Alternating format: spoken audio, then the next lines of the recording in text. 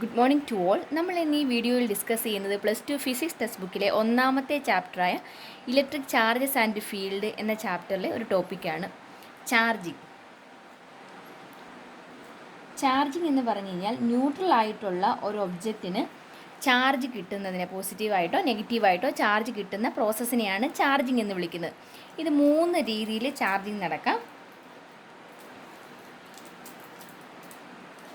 ഒന്ന് charging by conduction,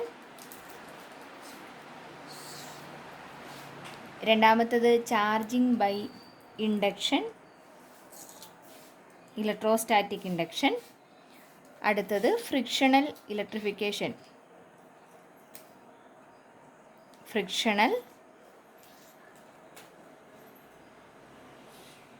electrification. ഇങ്ങനെ 3 മെത്തേഡുകളിലൂടെയാണ് നമുക്കൊരു ഒബ്ജക്റ്റിനെ ചാർജ് ചെയ്യിക്കാനായിട്ട് സാധിക്കുന്നത്. ഇതിന് മുന്നിലുള്ള വീഡിയോയിൽ ഫ്രിക്ഷണൽ ഇലക്ട്രിഫിക്കേഷൻ എന്താണെന്ന് നമ്മൾ പറഞ്ഞിരുന്നു. ഇനി നമ്മൾ നോക്കുന്നത് കണ്ടക്ഷനും ഇൻഡക്ഷനും എന്താണെന്നാണ്.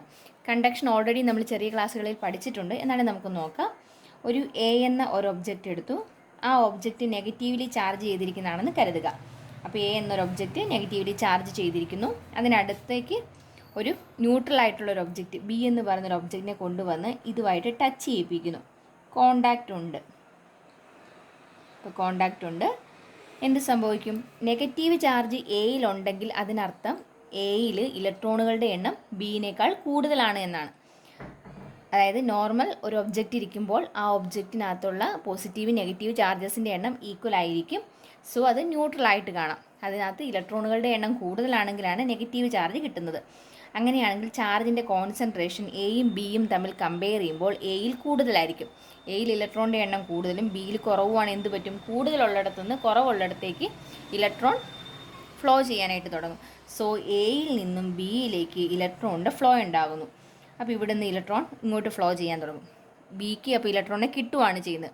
ഇലക്ട്രോണിനെ കിട്ടുമ്പോൾ ആ ഒബ്ജക്റ്റിന് ഏത് ചാർജ് വരും? നെഗറ്റീവ് ചാർജ് ആകാനായിട്ട് തുടങ്ങും. അതായത് ബിക്ക് നെഗറ്റീവ് ചാർജ് കിട്ടുന്നു. എത്ര നേരം വരെ ഫ്ലോ ചെയ്യും? 2 ഒബ്ജക്റ്റുകൾക്കും സെയിം ചാർജ് ആകുന്നിടം വരെ ആയിരിക്കും ഫ്ലോ ചെയ്യുന്നത്.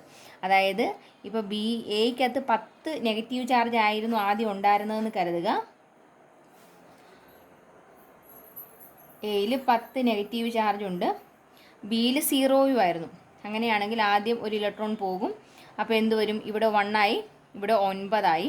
വീണ്ടും ഒരു ഇലക്ട്രോൺ കൂടെ പോകുന്നു. ഇവിടെ 2 ആയി, ഇവിടെ 8 ആയി. വീണ്ടും പോകുന്നു 3 ആയി, 7 ആയി. വീണ്ടും പോകുന്നു 4 ആയി, 6 ആയി. വീണ്ടും പോകുന്നു 5 ആയി, ഇവിടെ 5 ആയി. രണ്ടും ഈക്വലായിട്ട് നിൽക്കുന്നു. അപ്പോൾ അത്രയും നേരം വരെ ആയിരിക്കും ഇലക്ട്രോണിൻ്റെ ഫ്ലോ ഉണ്ടാകുന്നത്. അതാണ് കണ്ടക്ഷൻ എന്ന് പറയുന്നത്.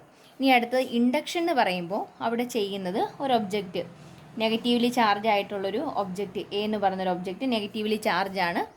ആ ഒബ്ജക്റ്റിനെ ബിയുടെ അടുത്തേക്ക് കൊണ്ടുവരുന്നു. പക്ഷേ കോണ്ടാക്റ്റ് ഇല്ല. അപ്പോൾ ബിയും എയും തമ്മിൽ വിത്തൗട്ട് കോണ്ടാക്റ്റ് ആണ്. കണ്ടക്ഷൻ ആണെങ്കിൽ ഉള്ള പ്രത്യേകത എന്താണ്? കണ്ടക്ഷൻ്റെ പ്രത്യേകത അവിടെ കോണ്ടാക്റ്റ് ഉണ്ടായിരുന്നു. ഇൻഡക്ഷൻ്റെ കേസിൽ അവിടെ കോണ്ടാക്റ്റ് ഇല്ല. അങ്ങനെയാണെങ്കിൽ എന്ത് സംഭവിക്കും? ഇവിടെ ഇപ്പോൾ എത്ര പോസിറ്റീവ് ചാർജ് ഉണ്ടോ അത്രയും തന്നെ നെഗറ്റീവ് ചാർജും കാണും. അതായത് ഇവിടെ ഇപ്പോൾ ഒരു പോസിറ്റീവ് ചാർജ് ഉണ്ടെങ്കിൽ അതനുസരിച്ച് ഒരു നെഗറ്റീവ് ചാർജ് കാണും. ഒരു പോസിറ്റീവ് ഉണ്ട്, ഒരു നെഗറ്റീവ് ഉണ്ട്. അതായത് 5 പോസിറ്റീവ് ചാർജ് ഉണ്ടെങ്കിൽ 5 നെഗറ്റീവ് ചാർജസും കാണും. തൊട്ടടുത്തേക്ക് നെഗറ്റീവ് ചാർജ് ഉള്ളൊരു ഒബ്ജക്റ്റ് വന്നു കഴിയുമ്പോൾ എന്ത് പറ്റും? ഇതിനകത്തുള്ള നെഗറ്റീവും തമ്മിൽ റിപ്പൽ ചെയ്ത് നെഗറ്റീവ് ചാർജ് ഇവിടുന്ന് ഇപ്പുറത്തെ സൈഡിലേക്ക് ഫ്ലോ ചെയ്യുന്നു. അങ്ങനെയാണെങ്കിൽ ബിക്ക് എന്ത് മാറ്റാണ് വരുന്നത്? ബിയുടെ ഒരു സൈഡിൽ പോസിറ്റീവ് ചാർജും മറ്റേ സൈഡിൽ നെഗറ്റീവ് ചാർജും വന്നു. എയ്ക്ക് വ്യത്യാസമൊന്നുമില്ല. എ അങ്ങനെ തന്നെ നെഗറ്റീവ് ചാർജിൽ നിൽക്കുന്നു. ഇനി അടുത്ത സ്റ്റെപ്പ് എന്ന് പറയുന്നത് ഇതിനെ നമ്മൾ എർത്ത് ചെയ്യിക്കുന്നു. എർത്ത് ചെയ്യുമ്പോൾ എന്ത് പറ്റും? എർത്തിനെ സംബന്ധിച്ച് അത് പോസിറ്റീവിനെയോ നെഗറ്റീവിനെ ഇന്ന ചാർജിനെ അട്രാക്റ്റ് ചെയ്യുകയെന്നില്ല. ഏത് ചാർജാണെങ്കിലും എർത്ത് സ്വീകരിക്കും. അങ്ങനെയാണെങ്കിൽ ഇതിൽ നിന്നും നെഗറ്റീവ് ചാർജ് എർത്തിലേക്ക് ഫ്ലോ ചെയ്യുന്നു. എന്തുകൊണ്ടായിരിക്കും?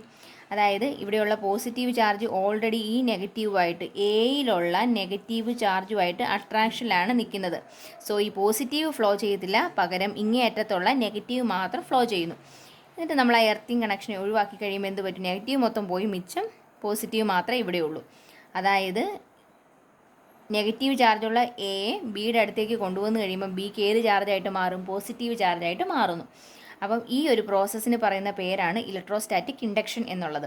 അതായത് ചാർജ്ഡ് ആയിട്ടുള്ള ഒരു ഒബ്ജക്റ്റിനെ ന്യൂട്രൽ ആയിട്ടുള്ള ഒരു ഒബ്ജക്റ്റിൻ്റെ അടുത്തേക്ക് കൊണ്ടുവന്ന് കഴിയുമ്പോൾ സെയിം ടൈപ്പ് ചാർജ് ഫാർദർ എൻഡിലും ഓപ്പോസിറ്റ് ടൈപ്പ് ചാർജ് നിയറർ എൻഡിലും ഇൻഡ്യൂസ് ചെയ്യുന്ന പ്രോസസ്സിനെയാണ് ഇലക്ട്രോസ്റ്റാറ്റിക് ഇൻഡക്ഷൻ എന്ന് പറയുന്നത്. ഫ്രിക്ഷണൽ ഇലക്ട്രിഫിക്കേഷൻ ഇതിന് മുന്നിലുള്ള വീഡിയോയിൽ നമ്മൾ ഓൾറെഡി ഡിസ്കസ് ചെയ്ത് കഴിഞ്ഞതാണ്.